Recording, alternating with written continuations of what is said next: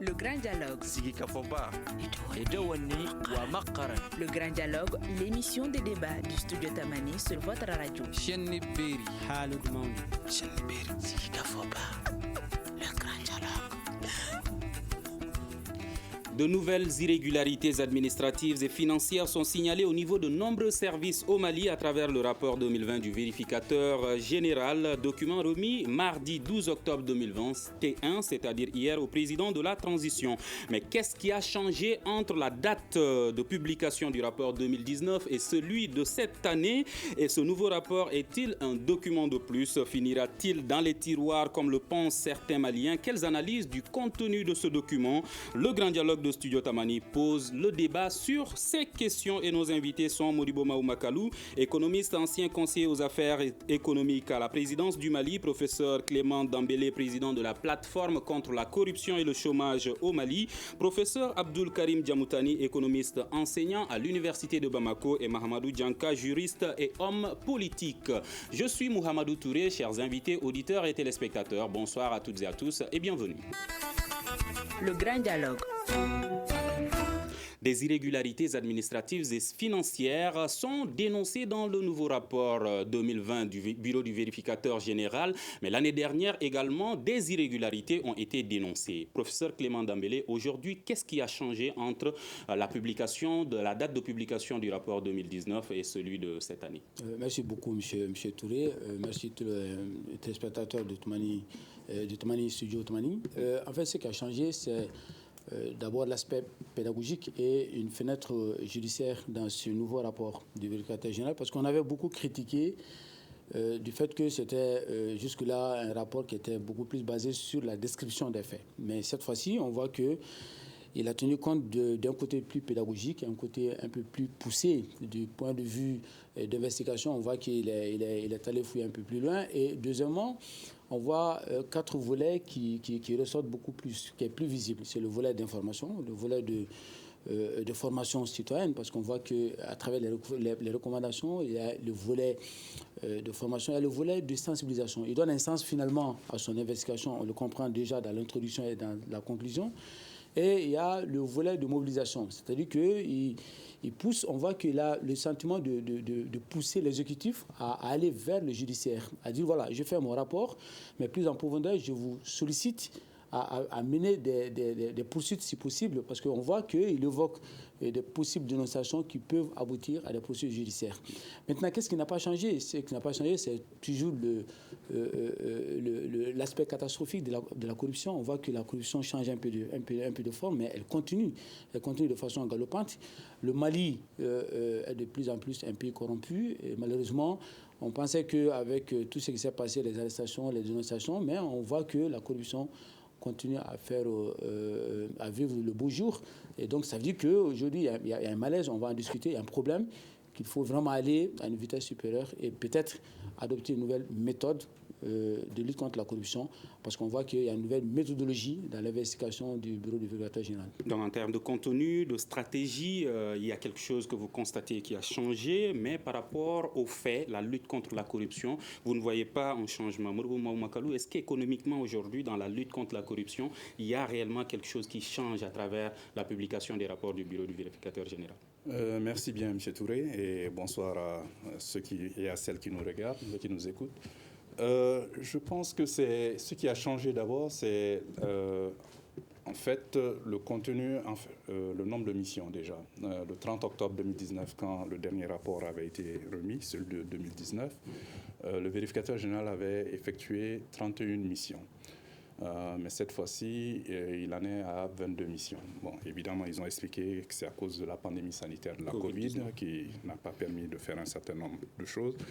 Ceci étant dit, ce n'est pas ça le plus important. Le plus important, c'est la substance qui se trouve au sein de ces rapports.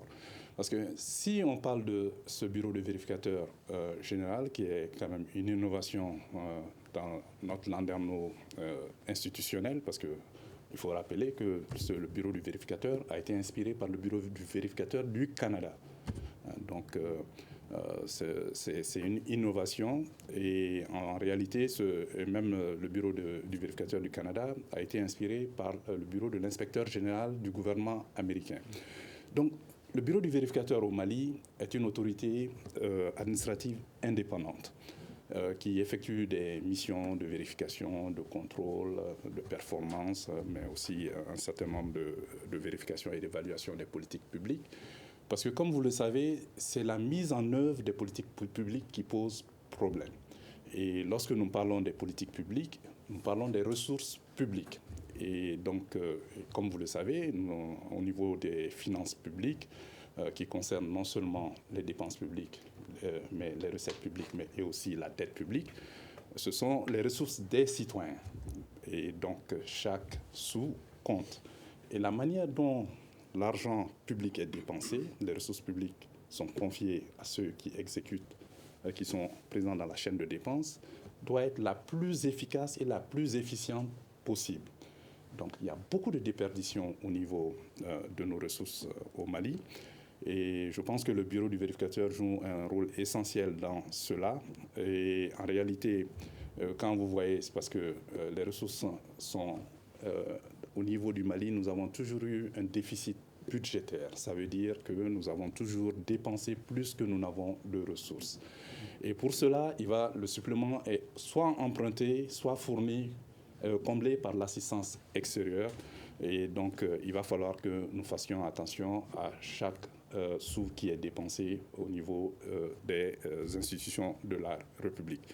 Mais ce que je veux dire aussi, c'est qu'en réalité, ce rapport du bureau du vérificateur, je suis content que, en tout cas, la cérémonie soit maintenue et que juste un an après, même en période de transition, que le rapport soit fourni et que des instructions fermes aient été données quand même pour acquis de droit pour quand même le suivi et la mise en œuvre des recommandations.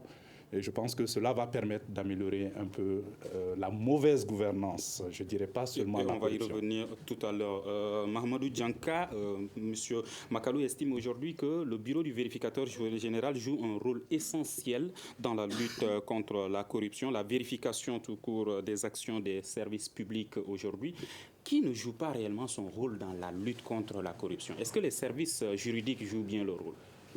Alors, parlant du bureau du vérificateur général, moi j'aimerais bien qu'on fasse une évaluation parce que je pense que de 2003 à 2021, bientôt 20 ans, il est temps d'évaluer l'impact du bureau du vérificateur général. Plus de 10 rapports déjà. Bon, enfin, peut-être une quinzaine de rapports en vérité.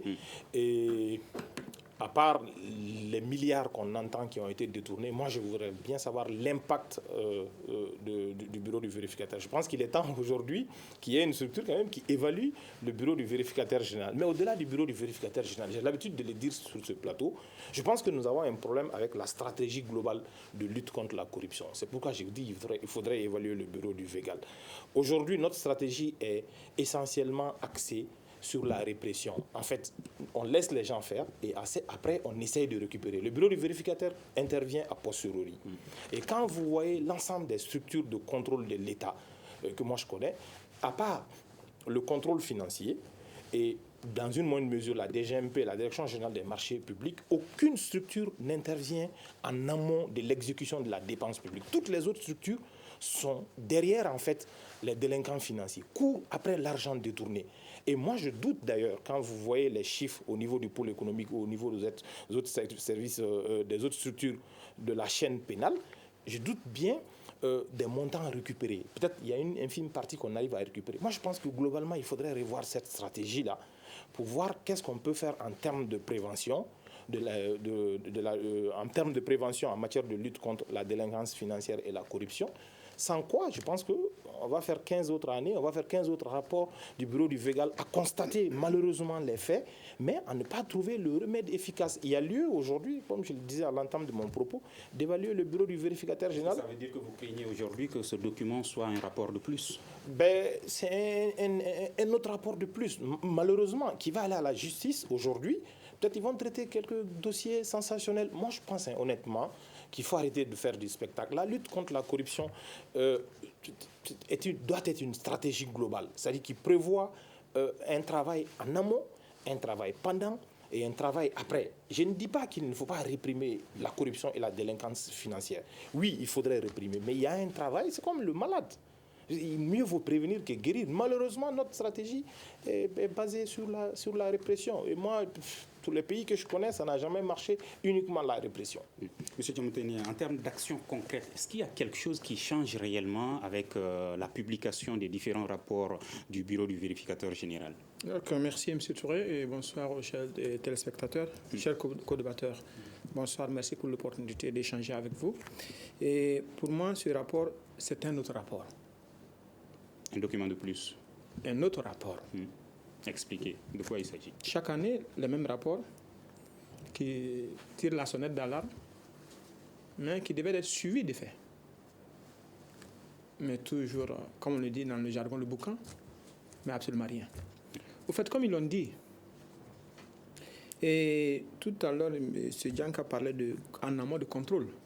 Mais je crois qu'il y a des procédures internes, des mécanismes internes de contrôle qui sont déjà établis au niveau des différents services, etc. Et chacun, dans son agissement, chaque fois que vous devez agir, il y a un filtre par lequel vous devez passer. Mais le problème du Mali, vous savez, il faut le situer dans le contexte. Le problème du Mali, il y a un problème de conception des politiques avant un problème de mise en œuvre des politiques.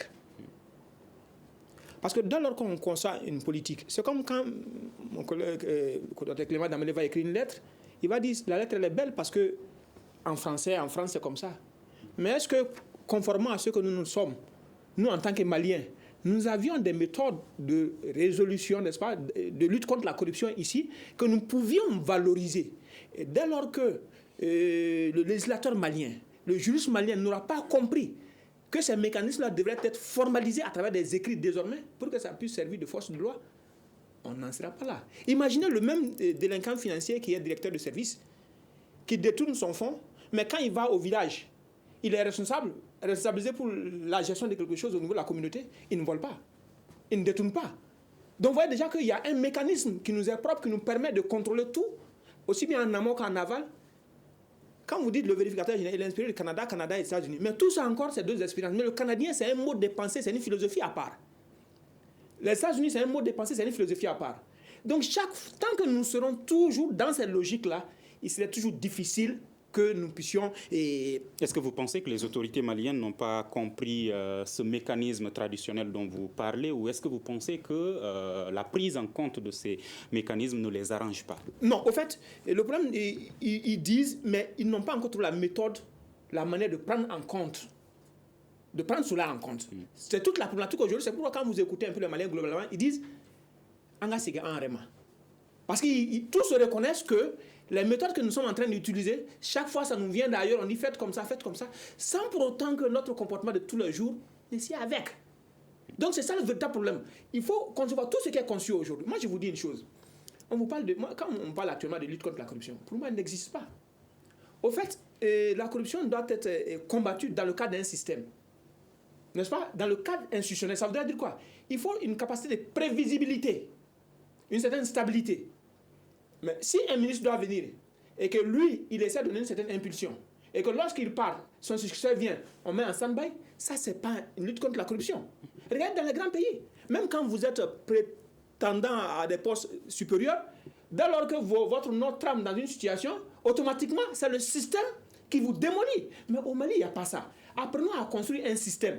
Sinon, le rapport du vérificateur, il est à saluer. C'est un véritable rapport parce que, au moins, c'est une alerte. Ça dit... Vraiment, c'est pas bon. Et c'est la première, moi je dis que c'est le premier niveau d'enquête parce que après, ça active la sonnette d'alerte et les autres structures de contrôle peuvent aller maintenant approfondir parce que c'est après maintenant qu'ils vont appeler les ayants droit, les concernés maintenant qui viennent avec des preuves pour essayer d'attester la véracité, oui ou non. Donc, si ça n'avait pas existé, ça devait exister. Mais le problème, c'est le système judiciaire. Au Mali, il faut refonder le système judiciaire. Le système judiciaire que nous avons au Mali n'est pas un système judiciaire qui peut promouvoir comment on dit ça, la lutte contre la corruption pour le moment au Mali. Alors, même tel qu'ils sont en train de réformer actuellement, non. Alors Clément Dambélé, est-ce que c'est le système qui pose problème ou est-ce que ce sont les hommes qui posent problème aujourd'hui? En fait, les deux. Je rebondis sur ce que mon collègue professeur Diamoutene. C'est qu'en fait, il faut aujourd'hui, on connaît tout le monde le problème et on connaît la solution. La solution, elle a été maintes fois évoquée et tout le monde le sait. Nous savons très bien qu'aujourd'hui, nous avons assez la loi. On n'est pas un défaut de loi aujourd'hui, on a un manque de volonté politique. Et moi, j'ose croire qu'aujourd'hui, les hommes qui sont au pouvoir, le Premier ministre Choguel Kokala Maïga et le président Goïta, vont avoir cette volonté, ce courage d'aller jusqu'au bout. Et dire finalement... Qu'est-ce qui vous assure cela? Là, ils ont commencé quelque chose, il faut aller jusqu'au bout, il faut maintenant améliorer, c'est son cheval de bataille. Assimi Goïta n'arrête pas de dire que il faut la lutte contre la corruption, il faut qu'on fasse ce combat-là.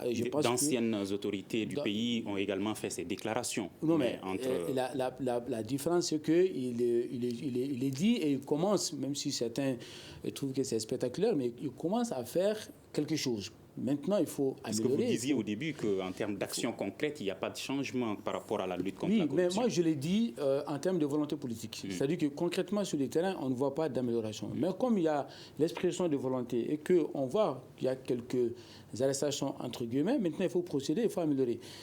C'est-à-dire que cette volonté politique doit s'appuyer sur deux choses. Elle doit s'appuyer sur le système, comme disait le professeur Diamantene, le système. Il faut aujourd'hui, au-delà du système judiciaire, améliorer notre système de gestion administrative, financière, aussi judiciaire, et voir en sorte qu'il faut aller vers la digitalisation. Je pense que je suis en train de précipiter un peu le débat, mais il faut aller vers la digitalisation, par exemple. Il faut l'application de la loi. Ce qui manque au Mali, c'est cette volonté politique qui n'accompagne pas l'application des lois.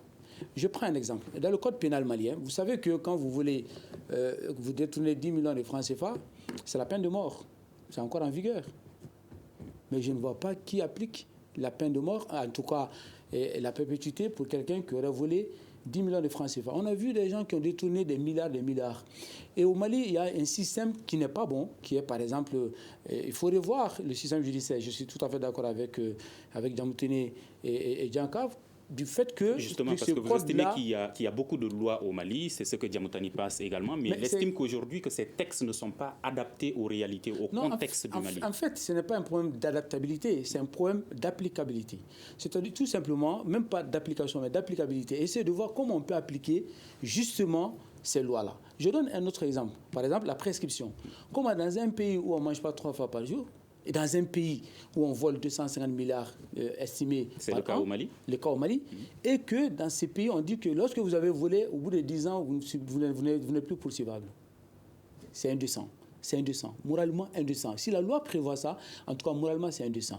Deuxièmement, quand vous êtes arrêté, vous payez 30%. La caution au Mali, c'est 30%. Il faut calculer. Tout ce qui sort, il faut payer 30%. Vous payez 30%, vous sortez, vous êtes l'enfant béni, vous êtes l'enfant d'une femme dévouée à la cause de son mariage, et donc vous continuez à vous pavaner, et toutes les libertés provisoires restent des libertés définitives. Donc il y a un problème de volonté. Est-ce que vous êtes en train de dire, pour que le Malien lambda puisse comprendre, qu'aujourd'hui, quand on vole 1 million de francs CFA au Mali, il suffit de payer 300 000 francs CFA pour sortir, et les 700 000 francs CFA, vous les gardez pour vous les gardez et vous continuez à distribuer, et vous êtes l'enfant béni de la République. Peut-on lutter contre la corruption dans un pays où ce système est pratiqué, si c'est le cas, M. Makalo? Écoutez, ça fait 60 ans qu'on lutte contre la corruption dans notre pays. Il n'y a aucun président qui soit venu aux affaires qui n'ait eu son plan de lutte, son programme de lutte contre la corruption. Vous savez, il y a l'économiste français Jean Monnet qui dit « Rien n'est possible sans les hommes, rien n'est durable sans les institutions ». Vous savez, ce sont les hommes qui mettent en œuvre les politiques, quelle que soit la qualité des politiques. Ce sont les personnes que vous cherchez de mettre en œuvre qui sont au bout de la chaîne, qui sont les plus importantes. Mais aussi, pour pérenniser n'importe quelle action, il faut des institutions.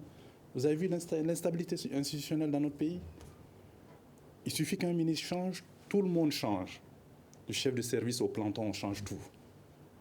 Ça ne peut pas continuer. Est-ce que c'est pour avoir la qualité, ou est-ce que ce sont les têtes qui ne plaisent pas? Non, mais l'instabilité institutionnelle, je dis cela d'abord pour cette raison de gouvernance, parce que c'est quoi la gouvernance? On parle de mauvaise gouvernance, c'est la manière dont on administre et on gère un pays. Et c'est cette gestion et cette administration qui n'est pas bonne, qu'on doit corriger, et elle s'est empirée avec le système démocratique.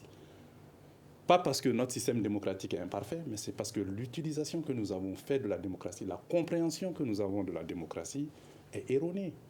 Et je pense que c'est ce que le professeur Clément, à mon avis, essaye de dire, c'est ce qu'il faut corriger avec cette transition. La transition est une période d'exception. Et c'est pendant ces périodes d'exception qu'on doit faire les choses les plus difficiles, les plus consensuelles, parce qu'on n'a pas été devant les électeurs, et donc on n'a pas cette pression. On est dans un régime d'exception, et normalement, il n'y a ni opposition, ni majorité. Donc il faut faire des choses essentielles pour la bonne marche du pays. Donc c'est extrêmement difficile, mais il faut ce courage, cette audace, sinon la transition n'aurait pas servi à grand-chose. Normalement, il reste environ 5 mois, mais est-ce que... il va falloir y aller. Moi, j'avais dit à un moment donné que je contestais un peu la volonté politique pour lutter contre la corruption. J'ai eu un début de réponse, mais comme on l'a dit autour de ça, ici, il faut que ce soit à un rythme régulier. On ne commence pas à un rythme effréné, après on stoppe, on arrête, après on recommence. Non, ça doit aller à un rythme soutenu. Vous savez, dans les grands pays de démocratie, quand on arrête les gens, c'est que les dossiers sont bouclés. Parce qu'il y a cet aspect, il y a la présomption d'innocence. À partir du moment où vous arrêtez quelqu'un, c'est fini. On présume que cette personne est coupable, alors que ce n'est pas le cas. On doit prendre le temps de faire les choses comme elles se doivent, selon les normes démocratiques, en respectant les droits des uns et des autres. Parce que l'état de droit, c'est que personne n'est en dessous de la loi et personne n'est au-dessus de la loi. Djanka, est-ce que vous pensez que ce rapport va également dormir dans les tiroirs, comme le pensent certains Maliens, ou est-ce que vous pensez, comme Clément, qu'avec les autorités de la transition, il va y avoir quelque chose qui va changer de façon positive? Je vais être direct avec vous. Moi, je pense que ces rapports va finir comme tous les autres, pour une partie dans le tiroir. Bon, pour une autre partie, on fera le spectacle avec. Au bout de 3 mois, on aura oublié. Bref, rendez-vous au prochain rapport. Moi, je pense que franchement, ces rapports, il ne va rien changer. On fera du spectacle autour. Voilà, c'est tout. Pourquoi on va oublier? Est-ce que c'est parce que les hommes politiques ne réagissent pas? Est-ce que c'est parce que les universitaires ne dénoncent pas? Est-ce que c'est parce que le Malien lambda lui-même ne s'intéresse pas suffisamment à cela? Non, pas forcément. On revient au problème de volonté politique qu'évoquait M. Makalou tout à l'heure. Parce que vous voyez, la lutte contre la corruption est une action de tous les jours. Ce n'est pas genre on s'élève pendant un trimestre, on le fait et après on laisse. Non, ce qui doit sous-entendre toutes nos politiques publiques, c'est cette matrice fondamentale d'une bonne gestion de nos fonds publics. Et comme je l'ai souligné tantôt, moi personnellement, je ne crois pas à cette doctrine-là qui consiste à réprimer. Si vous voyez, il y a des trucs très simples. Aujourd'hui, qu'est dit le rapport du vérificateur général sur la petite corruption, le racket dans la circulation? Pratiquement rien. Le racket dans nos administrations. Aujourd'hui, le bureau du vérificateur ne prend pas en compte ces aspects qui touchent pourtant les Maliens. Aujourd'hui, vous sortez, vous vous faites siffler par un agent au sein de la circulation, vous remettez 1000 francs, vous remettez 2000 francs. Qu'est-ce que nous faisons aujourd'hui pour que le Malien qui va demain dans un tribunal pour chercher le casier judiciaire ou le certificat de nationalité pour qu'il ne soit pas racketté, qu'est-ce qu'on fait contre la spéculation foncière? Moi, je ne vois pas ces aspects dans le rapport du vérificateur général. Donc c'est pour dire qu'il y a des pans entiers de la corruption qui échappent. Et on aurait pu mettre, comme il le disait tout de suite M. Makalou, cette transition à profit pour opérer des réformes qui allaient nous sortir.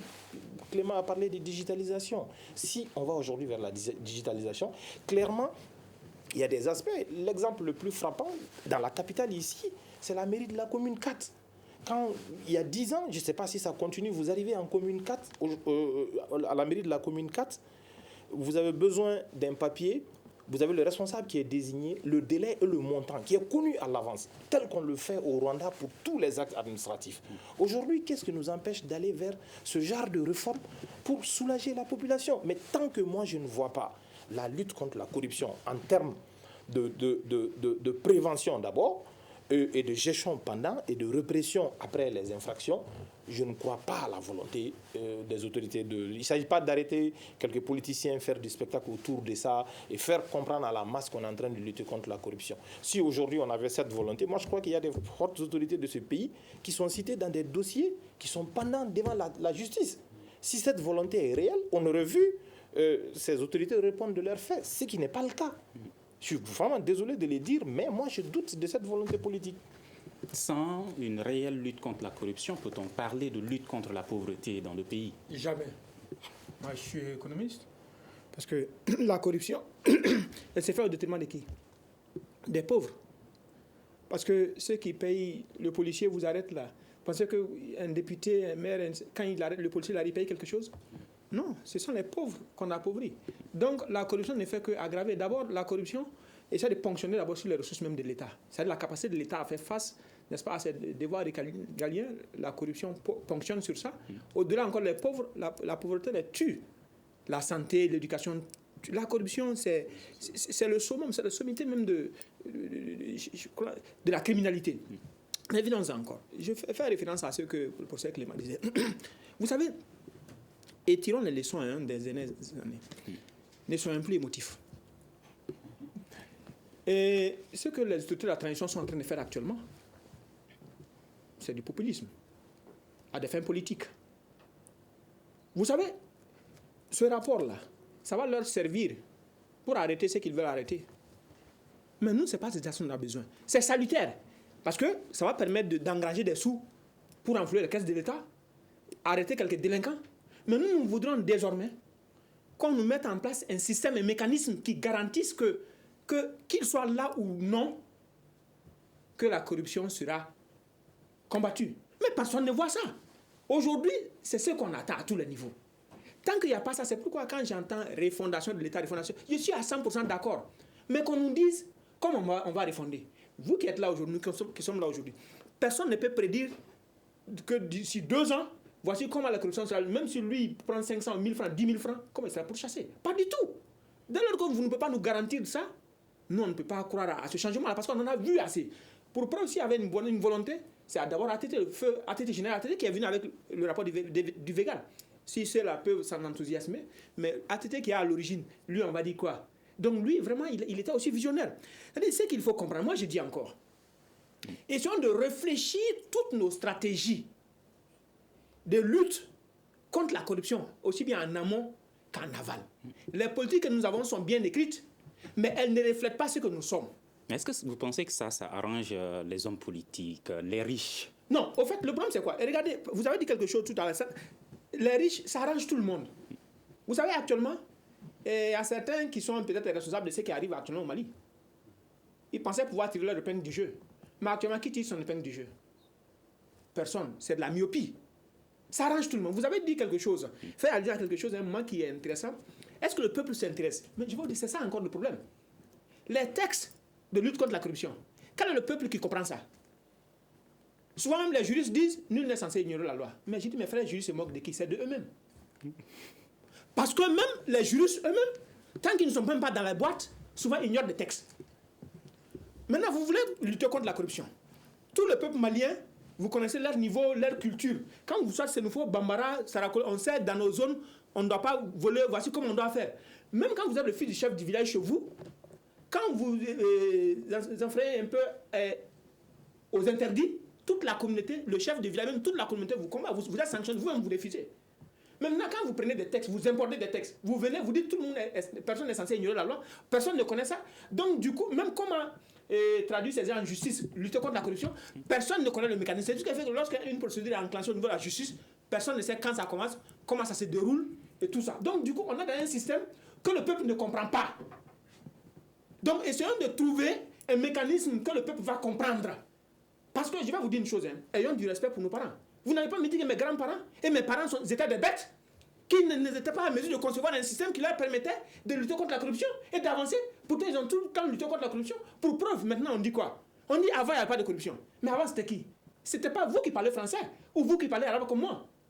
Donc, ayons du respect pour ces gens-là. Et on donne la parole à professeur Clément Dambélé. Aujourd'hui sur le terrain, comment les populations, les habitants de ce pays vivent ce changement dont vous parlez par rapport à la lutte contre la corruption? Non, mais il y a quand même un début d'espoir. En fait, le problème, c'est qu'il y a 3 niveaux de responsabilité. Il ne faut pas... je rebondis sur ce que le professeur Dambélé a dit. Il faut oublier un peu l'exécutif qui va vraiment lutter contre la corruption, ça ne l'arrange pas. Ça ne se fera pas. Maintenant, la faute revient à qui? La faute revient à nous, les intellectuels. Vous, les intellectuels, parce que vous ne venez pas assez sur le terrain. Vous êtes, nous sommes beaucoup dans les amphithéâtres, etc., dans la grande théorie, mais il faut descendre sur le terrain. Je pense que à ce niveau, la responsabilité incombe aux intellectuels maliens qu'on voit très peu sur le terrain, parler la langue du peuple, et parfois, ceux qui le font sont même critiqués de ne pas être des vrais professeurs parce qu'ils parlent comme tout le monde. Deuxièmement, il faut que la société civile malienne soit une société civile digne de ce nom, il faut le dire, moins institutionnalisée, parce que c'est une société civile qui est politisée, mais qui n'est pas assez sur le terrain, mais qui est plutôt dans la recherche de subventions et de rester à côté et de dire ce que l'exécutif veut entendre. On est au sol de l'exécutif. Et troisièmement, c'est les partis politiques. Comment vous pouvez comprendre que 230 partis politiques dans un pays, donc chaque parti politique veut la construction citoyenne, veut la refondation de la nation, mais les partis politiques doivent prendre la lutte contre la corruption comme cheval de bataille, aller voir les villageois, aller expliquer les choses. Combien de partis politiques on voit au Mali qui fait la formation citoyenne, qui donne l'information, la sensibilisation, la mobilisation? Moi, je pense qu'aujourd'hui, moi, je ne compte pas sur le fait qu'il y a un exécutif qui va vraiment lutter contre la corruption. Mais faut-il réellement oublier l'exécutif ou les coincer? Non, il faut les coincer, il faut mettre la pression. Mais cette pression viendra des intellectuels, ça viendra de la société civile, mais aussi ça viendra des partis politiques. Il faut une véritable opposition politique au Mali, il faut une véritable société civile qui va peser en contrepoids politique, mais aussi il faut une véritable, entre guillemets, race intellectuelle malienne qui comprend qu'on ne va pas rester dans les livres, on ne va pas rester dans les amphithéâtres, qu'on va aller sur les terrains, parler aux villageois, comme il disait le professeur Diamtine, parler aux paysans, parler à tout le monde dans la langue du paysan pour qu'ils comprennent quel est son droit, son devoir. Ça manque beaucoup. On abandonne quelque part les populations, on laisse la population comme proie entre la gueule du crocodile exécutif. Et après, on se plaint en disant qu'ils ne font pas ça. Aujourd'hui, moi, je prends un exemple et je termine là-dessus. Si, comme Choguel Kogala Maïga dit qu'il se lance dans la bataille de lutte contre la corruption, Assimi Goïta le dit tous les jours. Mais ils sont de les mettre à l'épreuve. Les intellectuels comme Jean Téné et des jeunes juristes, il y a Macaulay. Mais mettons la pression, disons maintenant, comme vous le dites, voilà ce qu'il faut faire. Je prends l'exemple.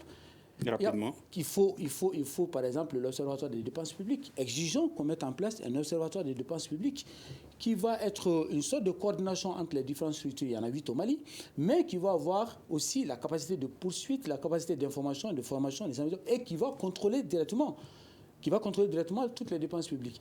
On va dire que oui, mais c'est une structure en plus. Et s'il faut une structure en plus efficace, faisons-les et fusionnons certaines structures pour créer une structure plus efficace. Ça manque beaucoup. Et en plus de l'action sur le terrain qui manque. Donc moi, je pense qu'aujourd'hui, on ne va pas dire qu'il n'y avait pas de corruption. Il y a toujours de corruption au Mali. Même nos anciens, il y avait de la corruption. D'accord, on donne la parole à Modibo Maoumakalou. Modibo Maoumakalou, vous l'avez dit, aujourd'hui, les nominations changent tout le temps dans les différents services publics au Mali aujourd'hui. Alors, est-ce que les intellectuels, qu'ils soient hommes politiques, universitaires, vont pouvoir réellement changer les choses parce que ce sont eux aussi qui sont nommés dans les différents services? Est-ce que ce ne sont pas les populations, le citoyen lambda qui puissent changer quelque chose? D'abord, faisons la part des choses. Nous parlons des fonctionnaires, ceux qui administrent et qui gèrent l'État. Et ils font moins de 1% de la population malienne. Ils sont actuellement un peu moins de 114 000 personnes sur les 21 millions de Maliens que nous sommes. Ce sont à ces personnes que nous nous adressons. Mais vous savez, on a changé depuis. On a fait une réforme des finances publiques qui est assez intéressante, qui s'appelle. On est passé du budget des moyens et à un programme, au budget programme. Le budget programme, c'est-à-dire quoi, pourquoi, comment, qui, etc. et combien. Donc, parce que vous savez, d'abord par rapport à l'instabilité institutionnelle, si on vous nomme chef de service aujourd'hui et que dans 3 mois vous savez que vous ne serez pas là et que peut-être qu'on va vous mettre au garage, qu'est-ce que vous allez essayer de faire? Vous allez essayer de conforter votre position. Ça, c'est humain. Conforter votre position, c'est une façon de d'engranger autant d'argent que vous pouvez. Voler. Et même dans notre société, si vous ne le faites pas, on dit « Ah, n'y est dangadé, ceci, cela. » Et bon, voilà. Donc, cette instabilité, et puis aussi l'État, ces personnes à qui on confie ces responsabilités, la gestion des ressources, on doit leur donner les moyens de leurs ambitions. Ils doivent pouvoir tenir leur rang. Et dans les grands pays comme la France, où on a quand même copié la plupart de nos textes, ce qui se passe, quand vous êtes à un certain niveau de responsabilité, on vous donne un salaire mais aussi on vous donne autre chose qui vous permet de tenir votre rang. Des indemnités, l'État par exemple, même au Mali ici, si vous prenez au début de l'indépendance, les jeunes cadres, on leur a donné un prêt sur 20 ans pour construire une maison. Mais imaginez aujourd'hui, quel cadre peut construire une maison avec un prêt d'une banque avec son salaire? Il y en a très peu. Donc je pense qu'il y a cet aspect d'abord. Il faut bien traiter ceux qui gèrent d'abord, ceux qui sont aux responsabilités. Mais aussi, à travers ce budget programme et puis la gestion des ressources, vous savez, nous avons un budget 2021 chiffré en dépenses à 2815 milliards de francs CFA. Et en recettes à 2161 milliards de francs CFA.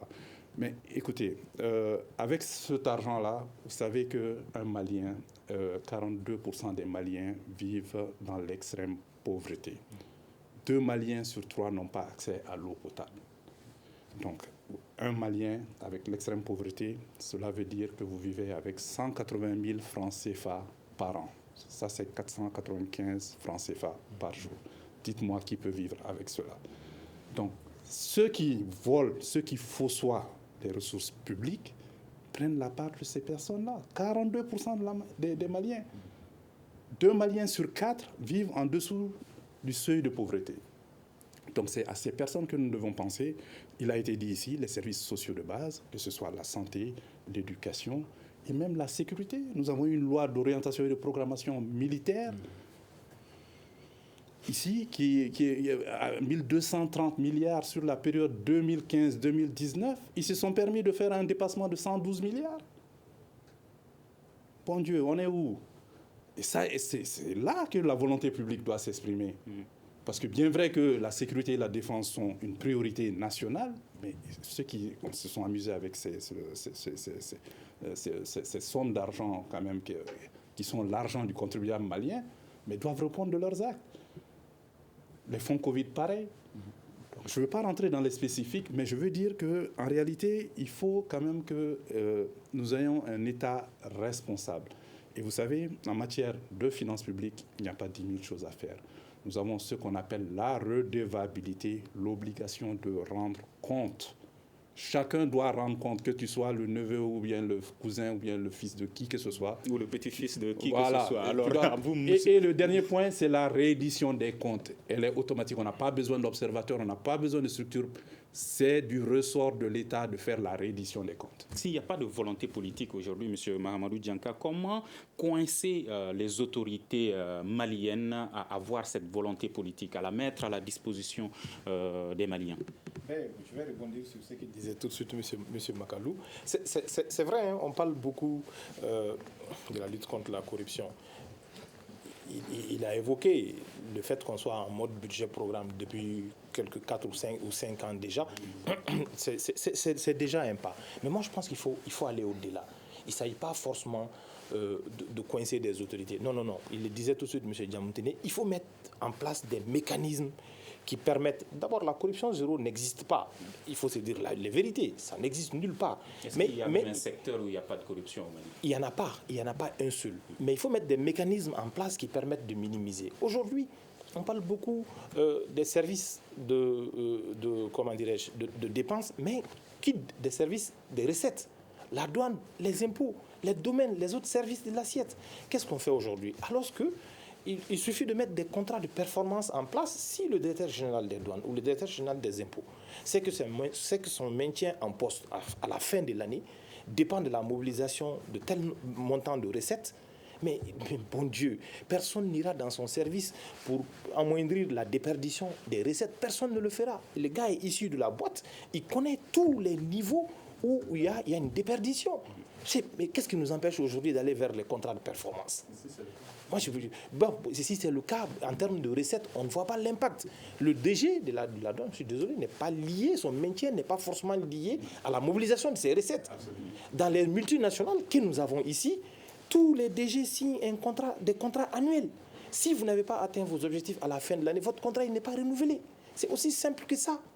Si vous le faites aujourd'hui, je vous assure que le ministre des Finances n'a même pas besoin, s'il veut qu'il ne suive même pas au jour le jour les recettes avec les DG des douanes, qu'il lui demande seulement de mobiliser 900 milliards à la fin de l'année. Le gars, il sait que s'il ne mobilise pas ça, il va partir. Vous pensez qu'il va laisser les agents faire sur le terrain? Il y a des mécanismes simples. J'ai dit qu'il faut mettre en place en amont. Et pour revenir, toujours rebondir par rapport à l'intervention de M. Makalou, disait les cadres aujourd'hui, parce que son intervention pose d'une façon générale le problème de modèle social. C'est-à-dire le cadre qui sait qu'il arrive dans un service et que dans 2 ans ou dans 1 an, il va partir et tomber dans la précarité, n'est pas à l'abri. Et ça pose une question beaucoup plus globale de partage de la richesse. Mais ça ne peut se faire sans un modèle social défini, comme il l'a dit, sur la base de nos réalités sociétales.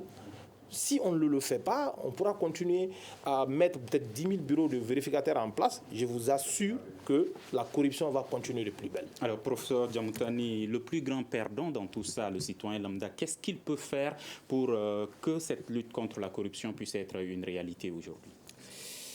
Bon, c'est d'abord s'informer, même si je sais qu'il est un peu dépourvu de moyens, il n'a pas assez de moyens, parce que d'abord, tous ces textes-là, c'est dans une langue, la langue des professeurs Clément, français consort.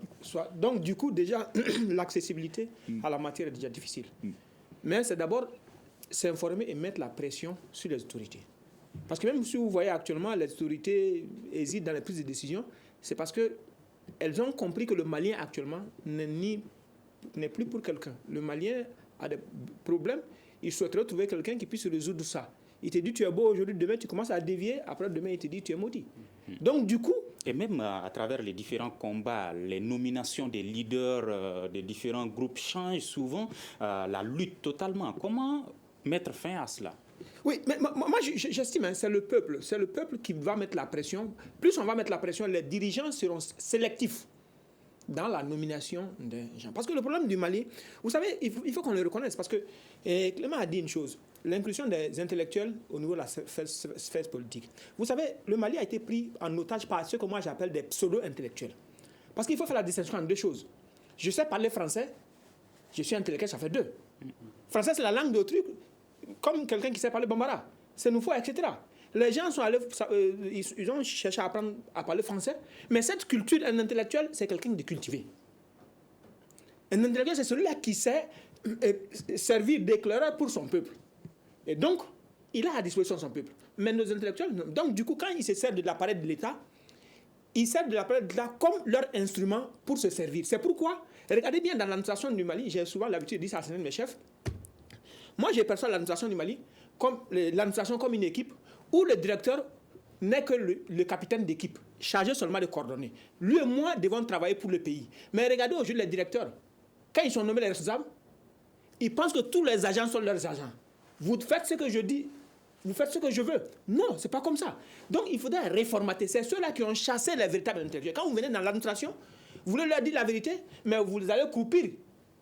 Et donc, il reste 2 minutes, 30 secondes pour chacun des invités pour parler de l'urgence aujourd'hui. Par où commencer pour pouvoir concrétiser cette lutte? On commence par vous, M. Diamou. Pour moi, vraiment, il faut revoir tout le système, l'appareil judiciaire, parce que pour moi, sans justice, on ne peut pas lutter contre la corruption. Parce que même avant, dans nos sociétés, c'est parce que lorsque vous violez les interdits, il y avait la sanction communautaire. Cette sanction communautaire, c'est la justice. Parce que dès lors que la justice est appliquée, les gens peur, ça a du suite. À vous, M. Dianka. Pour conclure, moi, je dirais prévention et prévention. Et qui doit mener cette prévention? Le gouvernement, en premier lieu. À vous, Makamé. Écoutez, vous savez, beaucoup a été fait dans ce pays. En 2008, nous avons eu les états généraux de la lutte contre la corruption et la délinquance financière. Et en janvier 2014, nous avons eu le forum sur la corruption et la délinquance financière. Il y a eu un plan d'action, il y a eu une stratégie. Et il y a une loi, je dis à mon jeune frère Djanka, il y a une loi sur la prévention et la répression de l'enrichissement illicite. Il s'agit de les mettre en œuvre. Donc c'est de là que je parle de la volonté politique. Et tous ces rapports du vérificateur général qui croupissent dans les tiroirs là-bas, il faut les sortir et puis les mettre en œuvre, c'est tout. Clément Dambéli. Moi je pense qu'aujourd'hui il faut revoir notre système de gestion administrative, financière et comme je l'avais dit, il faut la digitalisation de notre mécanisme de fonctionnement et donc la traçabilité. Ensuite, il faut Il faut, je pense, regrouper tous ces services de dépenses publiques. Il faut, par exemple, on sait que chaque ministère fait ce truc. Le marché public doit être regroupé et toutes les dépenses publiques peuvent être regroupées pour donner plus de visibilité. Et la dernière chose, en plus de ce qu'ils ont dit, moi je pense qu'aujourd'hui, il faut vraiment une action pédagogique. Une action pédagogique qui consiste à informer, à former, à sensibiliser, à mobiliser la population. En ce sens que la question de la corruption est une question nationale, ça touche tout le monde. Merci Clément Dambélé, merci à nos 4 invités, Mahamadou Djanka, juriste et homme politique, professeur Abdul Karim Djamoutani, économiste enseignant à l'université de Bamako, professeur Clément Dambélé, président de la plateforme contre la corruption et le chômage au Mali, et Moribo Maoumakalou, économiste ancien conseiller aux affaires économiques à la présidence du Mali. Ce débat Studio Tamani reviendra là-dessus en langue nationale bamanankan la semaine prochaine. Demain déjà, le grand dialogue va s'intéresser à la préparation des assises nationales sur la refondation et nous aurons comme invité le directeur, le directeur national de l'administration, également l'analyste Doumbi Fakoli, la présidente de la CAFO Ouleimatou Sow et un représentant d'un parti politique sera également sur place ici dans le studio. À la régie vidéo et audio, Peting Diara et Seydou. Je suis Mohamedou Touré. On se retrouve demain pour le grand dialogue de Studio Tamani. S'informer pour comprendre, dialoguer pour s'entendre. Le grand dialogue. Le grand dialogue, l'émission des débats du Studio Tamani sur votre radio.